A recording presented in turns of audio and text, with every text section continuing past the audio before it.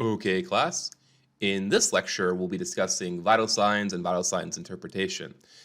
So the classic vital signs are pulse and pulse rate, which we can also consider heart rate to be a part of that. We'll talk about the differences between those two.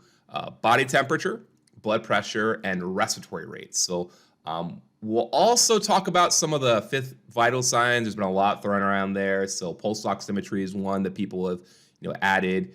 Pain, gait speed is different ones, but these are the classic four: pulse, pulse rate, temperature, blood pressure, and then respiratory rate. Now, the reasons to monitor vital signs, right? I think that the best way to describe it, it's a quick assessment or a window into overall body function or health status. There's an old adage in medicine that you never ignore an abnormal vital sign, and that really couldn't be more true or more accurate. In terms of rehabilitation and PT, it's a way for us to establish baseline, whether or not someone's ready to participate in exercise. And then we can look at stuff occurring, or their responses during exercise to see how well their body handles the physiological stress of exercise or movement. It can also be used for, in differential diagnosis or assessing whether someone has an infection. Realistically, we should be doing this for every patient at every instance in rehabilitation. And I'm probably biased in stating this, but vitals are vital. That's our little pulsation. Now, the first vital sign that we'll get into is temperature. And you'll see a lot of kind of corny or campy or cheesy music references throughout this lecture and many other ones I give. But little Sean Paul here, temperature, right? So temperature measurement, it can be done through a multitude of different means. Mercury thermometers, just like mercury sphygmomanometers, they're phasing out. You don't see those utilize mercury in general as often because it's incredibly lethal. But we'll use an electronic, or even there's now these infrared scanners that we can utilize. But you'll see an oral probe, an ear canal probe, a rectal probe. There's a lot of different ways to assess temperature. These are just some of the more common ways. Rectal probes you'll see often in children and potentially in patients in the ICU setting as well. So temperature, normal ranges. It's more often in the medical record. You're actually going to see it reported in Celsius, and that will make sense in a bit because when we look at fevers, it's just moving above 38 degrees Celsius. A little harder to get nuance with this, Fahrenheit readings. Now, normal range again for humans for temperature is 98.6 degrees Fahrenheit or 37 degrees Celsius. However, it's important to note that it's a range for most people. I actually run a little cool myself. I'm kind of more in the 98.3, 98 flat range. And you definitely see a lower trend or trend towards lower temperatures in older age.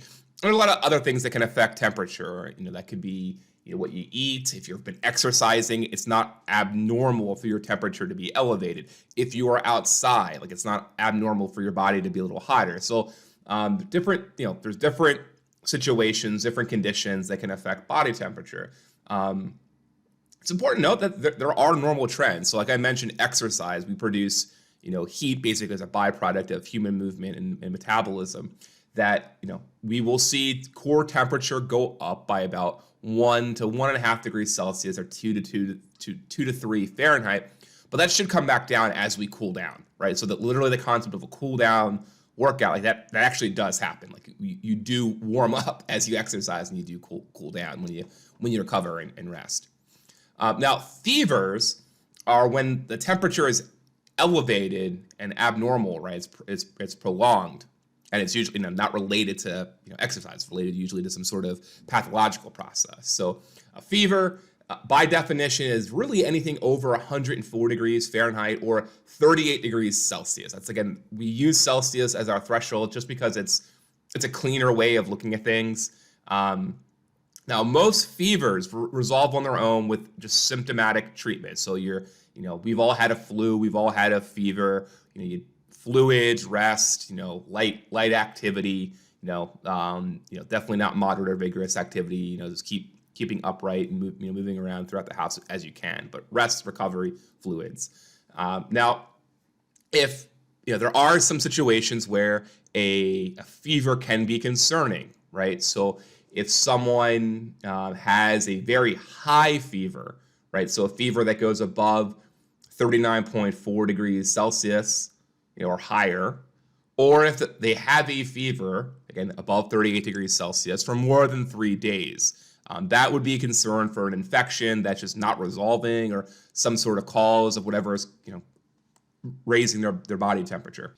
Now, there are different thresholds for younger children, so just be mindful of that. I believe for young kids, there's a higher cutoff for the temperature acceptable for fevers, but generally, anyone who's running above 100, or 38 degrees Celsius, that's a fever. And if it's elevated and prolonged, that's a bit of a concern.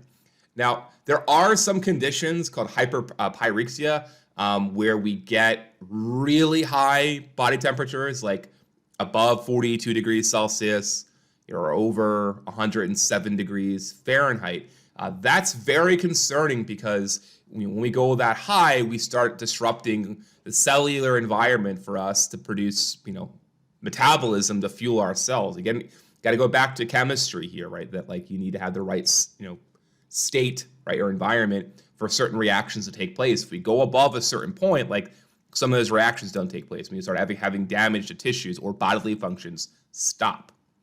Now, it's very rare for that to happen, right? It's very rare, even for an untreated fever, because your hypothalamus sets your temperature, and it usually is capped at about 104 degrees Fahrenheit. So like anything that high, like that's a bit of a concern. Now we can see this in patients with very severe infections, like very, very, very severe infections, or in people with certain lesions, TBI lesions, damage to the hypothalamus. You can see these really, really high fevers, but generally a little bit rare.